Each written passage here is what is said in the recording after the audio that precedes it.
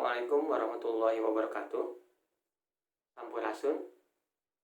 Perkenalkan, nama saya Robi Maulana Putra. Di SMA 1 Tegawaru ini saya mengampu mata pelajaran PKWU atau Prakarya dan Kewirausahaan.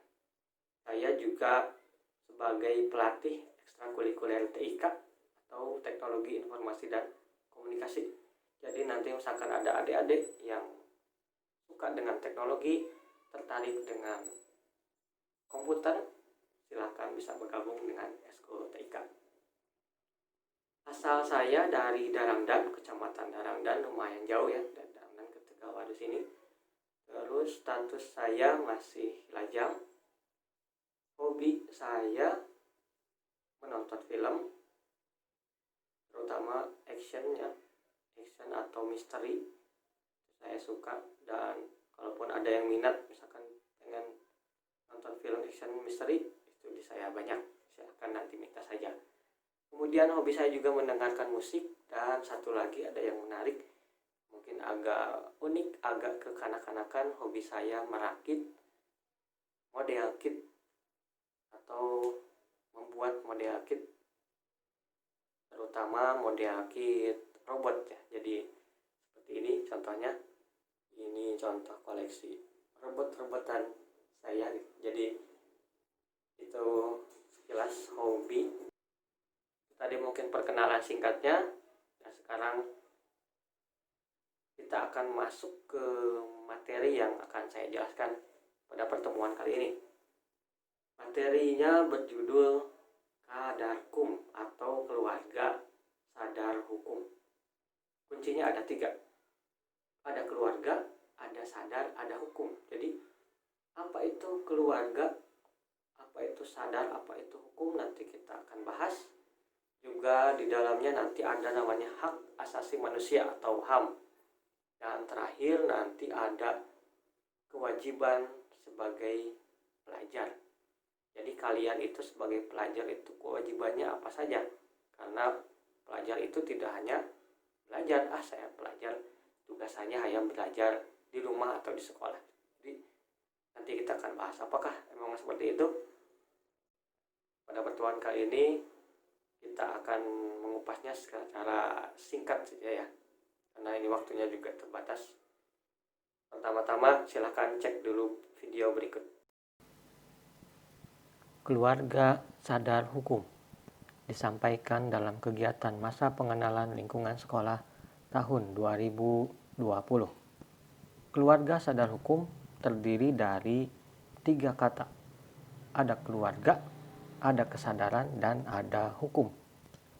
Keluarga adalah kumpulan 2 orang atau lebih yang hidup bersama dengan keterikatan aturan emosi dan individu, mempunyai peran masing-masing yang merupakan bagian dari keluarga.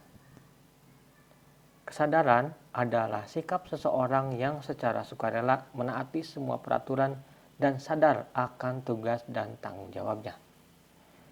Hukum adalah himpunan petunjuk hidup yang mengatur tata tertib dalam suatu masyarakat yang seharusnya ditaati oleh anggota masyarakat, dan jika dilanggar dapat menimbulkan tindakan dari pemerintah. Kesadaran hukum didasari dengan pengetahuan tentang hukum, pemahaman akan hukum, kesadaran tentang kewajiban hukum, kita terhadap orang lain, menerima hukum, dan yang pasti harus kita taati. Bagaimana agar bisa terwujud tentang kesadaran hukum itu? Pertama, harus ada tindakan, yaitu sanksi ketika melanggar dan penghargaan ketika mematuhi hukum. Kemudian ada pendidikan tentang pengetahuan hukum, pemahaman, kesadaran hukum, dan lain-lain. Terus ada juga kampanye. Hukum itu harus dikenalkan, harus diketahui, harus disebarkan ke halayak publik. Apa itu keluarga sadar hukum? Keluarga sadar hukum ini keluarga yang mempunyai kesadaran hukum.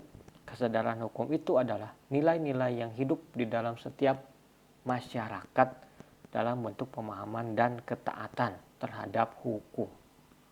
Jadi, keluarga sadar hukum itu selanjutnya disebut Kadarkum, adalah wadah yang berfungsi menghimpun warga masyarakat yang dengan kemauannya berusaha sendiri untuk meningkatkan kesadaran hukum bagi dirinya.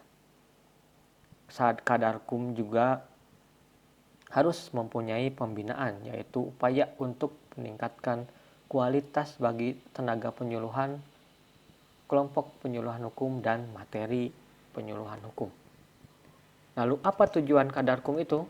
Tujuannya yang pertama adalah mewujudkan kesadaran hukum, sehingga aparatur negara itu bisa menyadari apa hak mereka dan apa kewajiban mereka sebagai warga negara, yang kemudian mewujudkan budaya hukum dalam sikap dan perilaku yang sadar, patuh dan taat terhadap hukum, serta menghormati hak asasi manusia. Yang menjadi indikatornya adalah, pertama, indikator kesadaran hukum itu adalah pengetahuan tentang peraturan-peraturan hukum atau law awareness. Jadi kita itu harus punya pengetahuan bahwa hukum itu ada. Hukum itu ada aturan-aturan tertentu. Yang kedua, pengetahuan tentang isi aturan-aturan hukum tersebut atau law acquaintance. Jadi kita itu harus paham hukum perdata isinya apa, misalkan hukum pidana itu isinya apa, kita harus paham. Pertama, sikap kita terhadap peraturan-peraturan hukum harus seperti apa, itu namanya legal attitude. Dan ada juga pola-pola perilakuan hukum, legal behavior. Jadi bagaimana kita berperilaku sebagai seorang yang paham hukum, itu indikator kesadaran hukum. Kemudian kalau membahas hukum, kita akan menemukan yang namanya hak asasi manusia, dan dikaitkan dengan pelajar, maka di sini ada kewajiban pelajar. Apa itu HAM? HAM atau hak asasi manusia adalah prinsip-prinsip moral atau norma-norma yang menggambarkan standar tertentu dari perilaku manusia yang dilindungi secara teratur sebagai hak-hak hukum dalam hukum kota dan internasional. Jadi menurut John Locke, ini ada definisi HAM. Menurut John Locke itu adalah, HAM itu hak yang dibawa manusia sejak lahir. Jadi secara kodratnya melekat pada diri manusia dan tidak bisa diganggu gugat. HAM itu sendiri banyak macamnya. Pertama, HAM atau hak asasi manusia. Hak kita sebagai manusia, pertama itu hak untuk hidup. Setiap manusia berhak untuk hidup. Makanya ada hukum yang melarang pembunuhan. Tidak boleh asal membunuh manusia, karena semua manusia itu berhak untuk hidup. Pertama itu. Kedua, ada hak atas kelangsungan hidup anak, tumbuh dan berkembang, serta perlindungan dari kekerasan dan diskriminasi. Jadi di sini kalian posisinya sebagai anak itu ada hak perlindungannya. Kalian itu berhak dilindungi dari kekerasan dan berhak dilindungi dari diskriminasi. Terus kalian juga sebagai manusia harus memperoleh kesempatan yang sama dalam pemerintahan. Tidak bisa dibeda-bedakan. Hak selanjutnya juga membentuk keluarga dan melanjutkan keturunan, mengembangkan diri, memajukan diri, dan hak atas pengetahuan, jaminan perlindungan, serta bekerja dan mendapat imbalan dan perlakuan yang adil. Jadi bekerja itu juga hak ya, hak kita sebagai manusia, dan harus punya imbalan.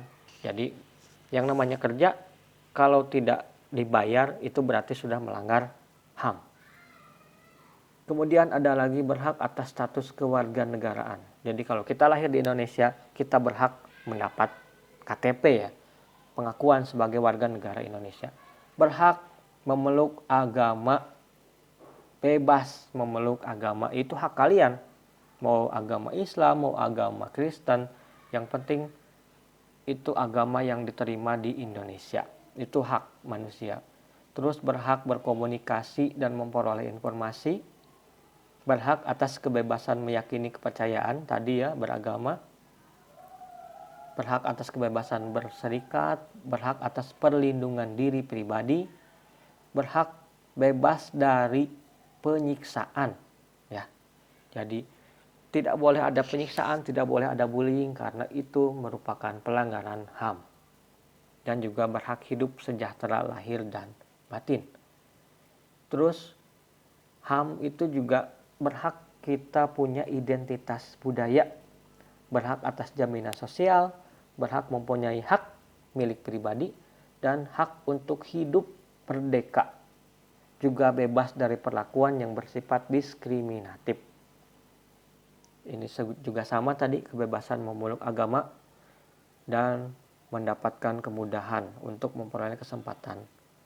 Terakhir, ada kewajiban pelajar nih. Untuk kalian sebagai pelajar, kewajibannya apa saja? Pertama, pelajar harus menghormati HAM orang lain. Orang lain punya hak belajar, kita juga punya hak belajar. Tidak boleh diganggu. Kamu tidak boleh belajar, misalkan. Tidak boleh, itu karena melanggar HAM.